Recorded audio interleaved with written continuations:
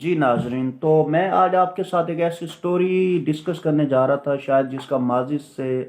بہت زیادہ لنک ہو۔ اور وہ سٹوری یہ ہے کہ میں جو گندم کی پیداوار ہے وہ اس سال پچھلے سال کی نسبت بھی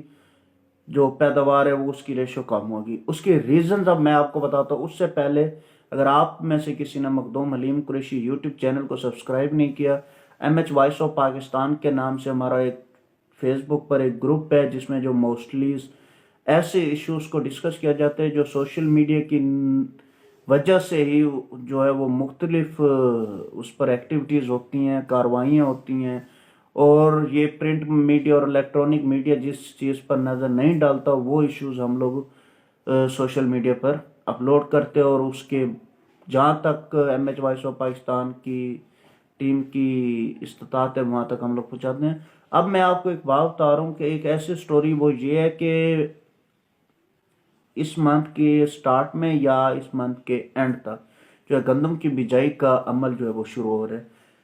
اب یہ ایک ایسی چیز ہے پاکستان کا، کیونکہ زیادہ تر جو وہ اکانومی ہے وہ ڈیپینڈ کرتی ہے زراعت پر، اور زراعت میں اگر گندم کی پیداوار یا گندم کی انڈسٹری کہہ سکے، اگر اس کو ذکر گندم کی فصل کا ذکر نہ کیا جائے تو یہ شاید ناممکن ہے زراعت میں۔ اب میں آپ کو بتاتا ہوں کہ پچھلے کچھ سالوں سے جو گندم کی پیداوار ہے وہ جو ہے وہ بہت کم سے کم ہوتی جا رہی ہے۔ اس کی ایک ریزن پیپل پارٹی کے دور میں جو ہے وہ کاشتکار کو جو گندم کی یہ جو حکومت جو گندم پرچیز کرتی ہے وہ فیڈرل ادارہ پاسکو ہے یا محکمہ خوراک کے مختلف صوبوں میں محکمہ خوراک کے ادارے ہیں، وہ جو ہے وہ گندم پرچیز کرتے ہیں۔ اب ایشوز یہ تھا نون لیگ کے دور میں اور اب پی ٹی آئی کے 2 سالوں میں، آپ کو میں ایک پرفارمنس ان کی بتا رہا ہوں کہ اصل سینیریو ہے کیا اور کون سی غلط پالیسی ہیں جن کی وجہ سے جو ہے وہ ہم لوگ کبھی بھی ٹارگٹ اچیو نہیں کر سکتے۔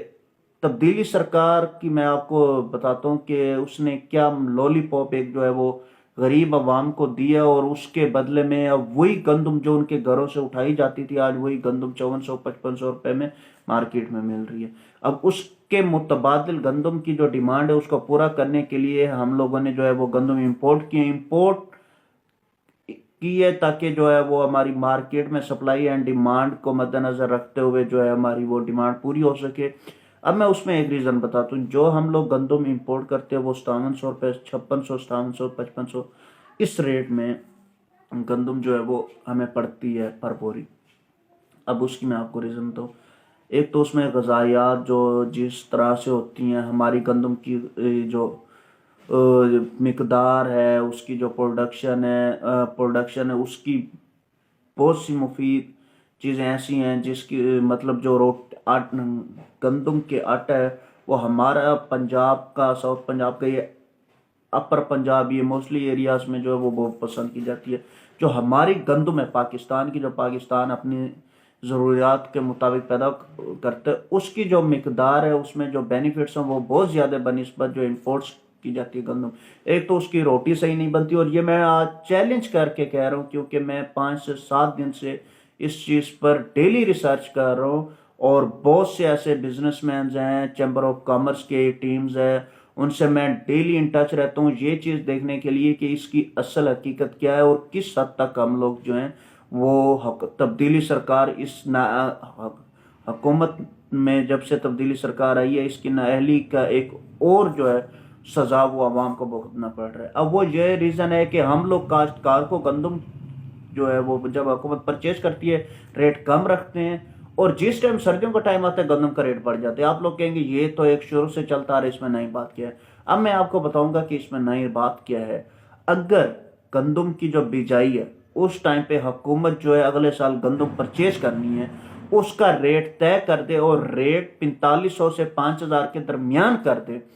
کہ کاشتکار سے ہم اس ریٹ پر گندم خریدیں گے، اس ایک چیز تو یہ ہوگی، یہ جو ہے فصل تباہ ہونے سے بچ جائے گی۔ مزید جو کاشتکار ہیں وہ اس فصل پر توجہ دیں گے کیونکہ انہیں پتہ ہے کہ پہلے سے ریٹ طے ہے تو حکومت ہمیں اس ریٹ پر دے گی۔ اب حکومت کیا کرتی ہے، 3200، 3300، 3400 روپے کا ریٹ طے کر دیتی ہے جس ٹائم پرچیز، پچھلے سال کی اب میں آپ کو سٹوریز بتا رہا ہوں جو اس سال ہم لوگوں نے یہ پچھلا سال ہی کنسیڈر کریں گے جب یہ گندم کی پرچیز شروع ہوئی. اس میں ریزن یہ بنی کہ جو زمیندار تھا، کاشتکار تھا، آڑتی تھا، بزنس مین تھا، جو بھی تھا،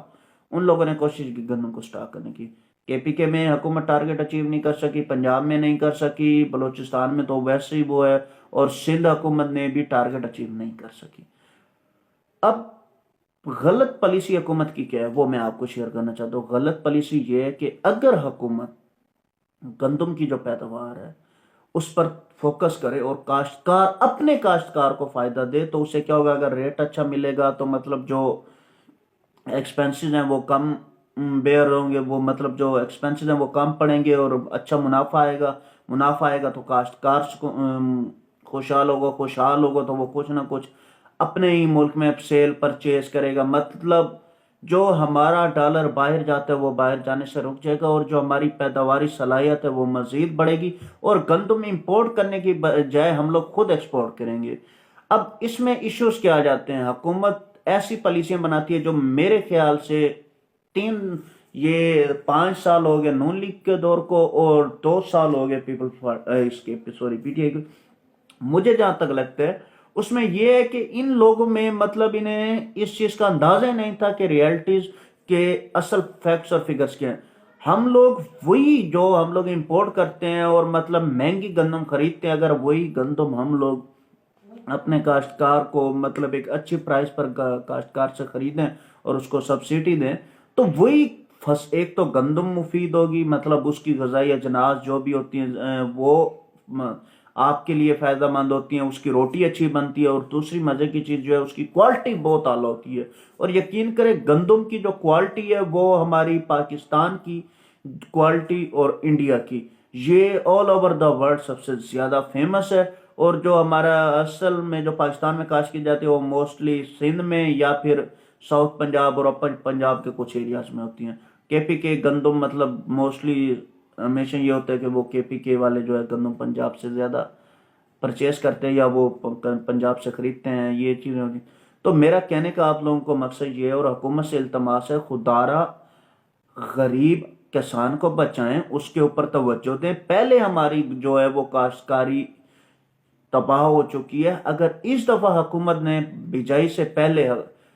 گندم کی پرچیز جو اگلے سال ہونی ہے اس کا ریٹ کا اعلان نہ کیا تو اس کے جو نقصانات ہیں اس کا ذمہ دار تبدیلی سرکار خود ہوگی. اب میں جو ہیں ہمارے سینئر وزیر علیم خان صاحب سے ایک سوال کرنا چاہتا ہوں کہ خدارا آپ اس چیز پر توجہ دیں، اس پر اب بھی سے فیصلے پر نظر ثانی کریں. اگر 4500 سے 5000 کے درمیان میں ریٹ جو ہے وہ کاشتکار کو نہیں دیا جاتا تو اگلی دفعہ اب بھی جو ریٹ چل رہا ہے نا، شاید انہیں کچھ غلط انفارم کر رہے، وہ 5400 5500 5600 روپے پہ ریٹ پہنچ چکا ہے گندم کا. ٹھیک ہے، تو آپ اسی کا اندازہ لگا لیں کہ وہ گندم آٹا کتنے روپے میں پڑے گا. ٹھیک ہو گیا. اب بھی تو یہ مطلب سردیوں کا سیزن نہیں ہے کیونکہ سردیوں میں گندم کی ڈیمانڈ بڑھ جاتی ہے اور جو ہماری پیداواری صلاحیت ہے وہ اتنی نہیں ہے کہ گندم کو ہم مینٹین کر سکے، اور اس کی وجہ سے ہم لوگ جو ہے وہ موسٹلی گندم دوسرے ممالک سے منگواتے ہیں. اگر ہم اس دفعہ حکومت یہ پالیسی اپنائے کہ کاشتکار پر فوکس کرے، کاشتکار کو اچھا ریٹ دے، تو جو ہماری یہ تباہ ہوتی فصل ہے یا اس پر عدم دلچسپی جو حکومت کی وجہ سے جو کاشتکار ہے وہ عدم دلچسپی کا مظاہرہ کر رہے اور وہ زیادہ کسی اور فصل کی طرف جا رہے، جیسے کپاس کی انڈسٹری کو ہم نے تباہ کر دی، اسی طرح سے ہم گندم کی فصل کو بھی تباہ کرتے جا رہے ہیں ہماری حکومتی غلط پالیسیوں کی وجہ سے. جو ہم گندم باہر سے پرچیز کرتے ہیں، اگر یہی گندم ہم لوگ اس وقت جب ہمارا کاشتکار بجائی کر رہے ہوتے اس وقت ایک اچھا ریٹ طے کر دے تو جو ہماری گندم کی پیداواری صلاحیت ہے وہ بھی زیادہ ہوگی، اور گندم جو امپورٹ کرنے کی بجائے ہم لوگ ایکسپورٹ کریں گے، جو ڈالر دوسرے ممالک میں جا رہے ہیں وہ ہمارے ملک میں آئیں گے اور ہماری ہی عوام پر اس کو جو خرچ ہوگی. اگر ایک میں مثال دے تو ایک کسان ہے وہ اسے اچھا ریٹ ملتا ہے تو وہ مزید فصل اچھی تیار کرے گا تو وہ مطلب حکومت کو دے گا، حکومت اپنا ٹارگیٹ اچیو کرے گی۔ جب حکومت ٹارگیٹ اچیو کرے گی تو ہمیں امپورٹ کرنے کی ضرورت نہیں پڑے گی، بلکہ ہم خود ایکسپورٹ کرنے کی صلاحیت میں ہوں گے۔ اس کا فائدہ یہ ہوگا جب ایکسپورٹ کریں گے تو جو ڈالرز ہیں وہ ہمارے ملک میں آئیں گے، ہماری اکانومی بھی بہتر ہوگی۔ ایک طرف تو تبدیلی سرکار کا نعرہ ہے کہ اکانومی کو بہتر سے بہتر کیا جائے، دوسری طرف ایسی نااہل پالیسیاں اپنائی جا رہی ہیں جس کا نہ تو کوئی سار نظر آتا ہے نہ کوئی پاؤں نظر آتا ہے۔ اگر اب بھی سے ہم حکومت بیجائی کی فصل پر، گندم کی فصل ان کی بیجائی کا شروع ہونے والی ہے، اس پہ حکومت ریٹ طے کرتے تو جو ہے وہ اکانومی ہماری بہتر ہو سکتی ہے، اور کاشتکار سب سے بڑی چیز جو اس وقت کاشتکار سب سے زیادہ پسا ہوا ہے اس کو فائدہ ہو سکتا ہے۔ تو یہ چیزیں تھیں جو میں آپ سے ڈسکس کرنا چاہ رہا تھا۔ بہت شکریہ آپ سب کا۔ انشاءاللہ پھر ملیں گے آپ کے ساتھ ایک نئے ویلاگ کے ساتھ۔ Thank you so much.